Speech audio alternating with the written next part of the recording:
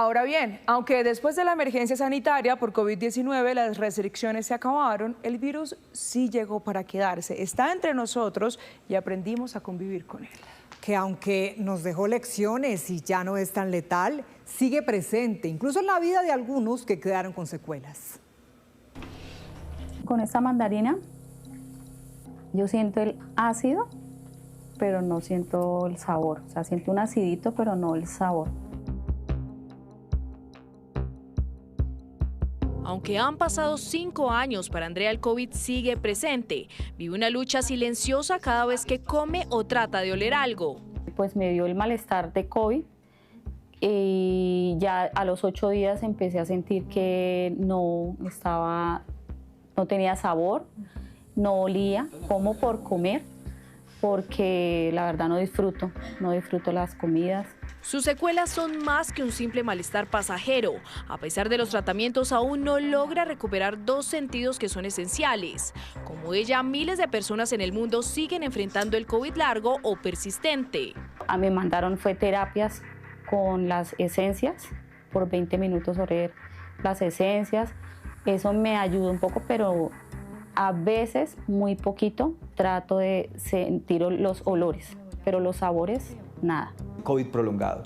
O sea, tú puedes tener un buen sistema inmunitario, un buen estado de salud y te ganas un COVID y te puedes ganar varias semanas en las cuales tu rendimiento, tu energía, tu productividad se ven mermados por una cantidad de síntomas que no puedes controlar. Luego sí definitivamente termina generando también un desafío incluso para la población sana. Secuelas que también afectan la salud mental, pero el COVID largo o persistente no es la única secuela que ha dejado este virus. Realmente fueron casos de fibrosis pulmonar. Algunos de estos pacientes tuvieron que ser llevados a trasplante pulmonar por la severidad de la enfermedad. Inicialmente, por ejemplo, aprendimos que las personas se les caía el pelo, perdían el gusto y el olfato por algunos meses, después se recuperaba. Casos de depresión asociados a esto. Aunque hace 2 años volvimos a la normalidad, este virus sigue circulando y causando infecciones respiratorias. Aunque no con la misma letalidad ni con el mismo impacto de la pandemia, sigue siendo una amenaza para algunos. Pero eso no quiere decir que no podamos tener pacientes en riesgo de tener enfermedad grave, secuelas respiratorias, secuelas fisiológicas graves o incluso morir. Eso es un riesgo que hace parte de esas poblaciones vulnerables como los mayores de 65 años, o las personas que tienen enfermedades de base o las personas que tienen su sistema inmunitario debilitado. El virus se volvió endémico y obviamente las pruebas en general no se realizan. Son muy pocos los casos que se requieren hospitalización o manejo en cuidado intensivo donde podemos tener acceso a las pruebas. El 5 de mayo de 2023, la Organización Mundial de la Salud declaró el fin de la emergencia sanitaria. Un mes después, el Instituto Nacional de Salud presentó el último reporte de muertes y contagios en Colombia: 6.369.916 casos y 142.780 fallecidos. Eso, sin embargo, a la luz de lo que afirman los infectólogos, no significa que el COVID se haya ido. Lo que podemos decir hoy es que el virus continúa circulando. El COVID-19 llegó para quedarse y, por lo tanto, la clave para enfrentarlo es el autocuidado. Y es que durante la pandemia surgieron cientos de ideas basadas en información fugaz y errónea sobre los contagios, la transmisión del virus y el impacto de las vacunas. Sí, señora, pero tras 5 años de aprendizajes, el COVID-19 ya no es un virus desconocido. Hoy los expertos insisten en la necesidad de informar los resultados de estudios clínicos para derribar una larga lista de mitos.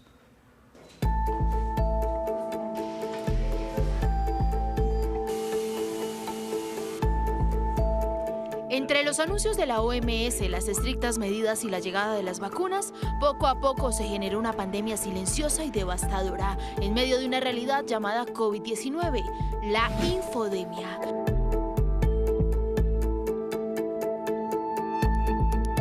La Organización Mundial de la Salud le dio este nombre al bombardeo de datos, casos, rumores y los famosos mitos creados por las mismas poblaciones en medio de la incertidumbre.